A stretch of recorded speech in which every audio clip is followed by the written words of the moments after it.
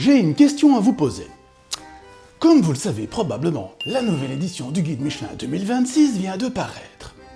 Alors question, est-ce que, selon vous, le Guide Michelin est encore une référence ou juste un vieux totem marketing bien poussiéreux qui survit parce que personne n'ose le remettre en question? Dites-moi tout. Et en ce qui me concerne, je vais être très franc et très clair directement, non, on ne peut pas vraiment dire que je sois un très grand fan du Guide Rouge.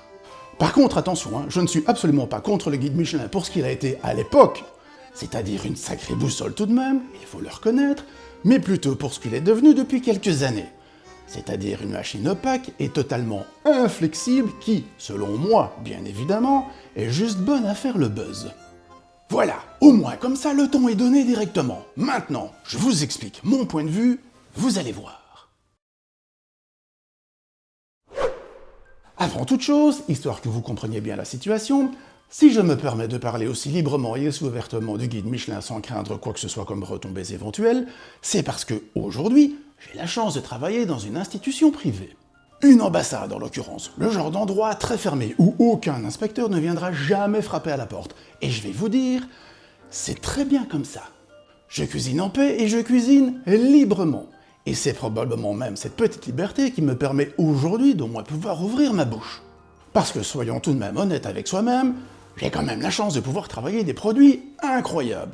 Foie gras, homard, truffes, turbo, sans parler des différentes cuisines du monde, etc., etc.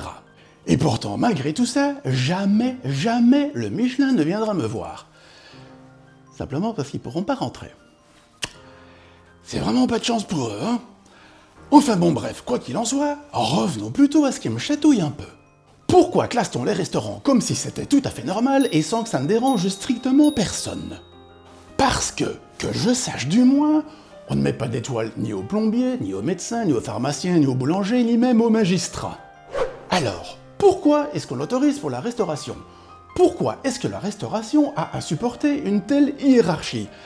Décidez en plus de ça, autant que vous le sachiez directement, dans le dos des chefs qui pour beaucoup n'ont même strictement jamais rien demandé à personne. Oui, je sais déjà ce que vous allez me dire. Vous êtes bien content, hein, quand vous avez une étoile, puis deux, puis trois. Là, personne ne râle jamais, hein. Merci beaucoup, mais même si mon ego est flatté, moi je n'ai strictement rien demandé à qui que ce soit, hein. Gardez-le bien, votre cadeau empoisonné. Je n'en veux pas. Oui, mais vous les chefs, on vous entend râler que quand vous perdez une étoile. Mais pas du tout, voyons. On a franchement autre chose à faire, vous savez. Et malheureusement, tant que vous le sachiez directement, mais lorsque ça arrive, perdre une étoile donc, tout ça se passe sans explication, sans dialogue et surtout sans aucun compte à rendre de la part du Michelin. Sinon, franchement, ce serait pas drôle, hein. Dès lors, comment voulez-vous évoluer si vous ne savez même pas sur quels axes vous devez vous améliorer? Parce que voilà le problème. Un chef peut très bien perdre une étoile ou deux du jour au lendemain, sans même savoir pourquoi. Tout comme il ne saura jamais pourquoi, un beau jour, après X années, il va gagner une étoile alors qu'il n'aura strictement jamais rien changé à sa façon de cuisiner. Imaginez un tout petit peu les niveaux de pression mentale le matin lorsque vous allez travailler. Surtout que derrière tout ça, il y en a encore qui osent nous dire « Faut accepter les règles du jeu, les gars, hein ?» Mais quel jeu? C'est quoi ce jeu où personne ne connaît les règles et où j'ai même pas demandé à jouer, soit dit en passant? Et puis franchement, vous savez, vous, comment ça fonctionne vraiment, les Michelin? Combien d'inspecteurs est-ce qu'il y a, par exemple? Combien de visites réelles y a-t-il vraiment dans les établissements? Une fois par an ou bien une fois tous les 3 ans? Comment voulez-vous pouvoir juger des milliers d'établissements avec juste une petite poignée d'inspecteurs? Personne ne le sait, et on n'a même pas le droit de le savoir. C'est secret, c'est flou, ça dérange quand on demande. On ne touche pas au Michelin, attention, c'est mal. Et puis à côté de ça, la nature humaine étant ce qu'elle est, il y a des chefs qui disent carrément « Stop maintenant !» Oui, vous avez des chefs qui quittent volontairement le guide Michelin, mais attention, hein, faut gentiment demander leur autorisation, hein. Sébastien Brasse, chef 3 étoiles, lui, il a carrément demandé à quitter le système. Paf! Alors lui, il est tranquille maintenant. Olivier Rollinger, lui aussi a rendu ses étoiles, simplement pour pouvoir faire, je cite, une cuisine beaucoup plus humaine.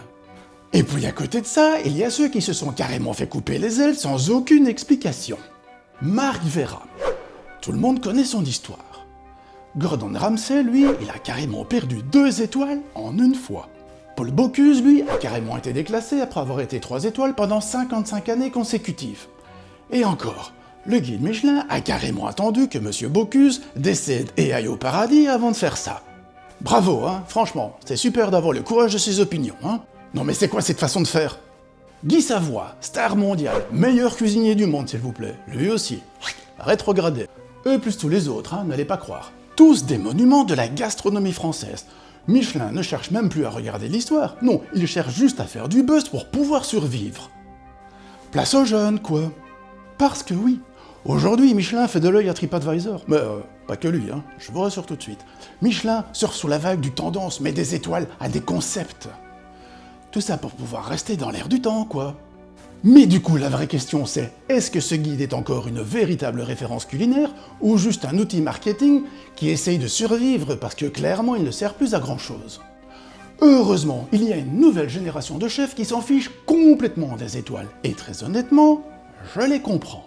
Eux, ce qu'ils veulent, c'est pouvoir cuisiner librement, travailler avec leurs producteurs locaux, faire du bon, faire du vrai, et pas simplement cuisiner pour correspondre aux standards d'un guide.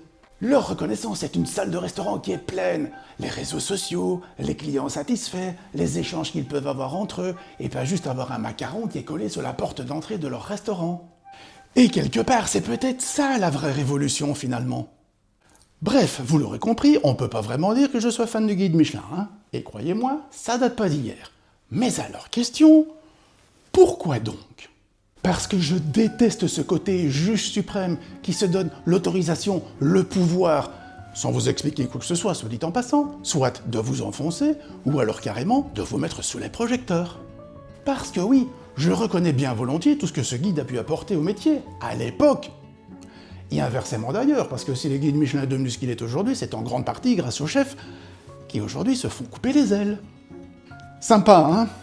En tout cas, n'allez certainement pas vous méprendre sur moi, j'ai énormément de respect pour tous les chefs qui brillent dans ce guide, les femmes comme les hommes. Ce sont eux les vraies stars. Et franchement, chapeau bas.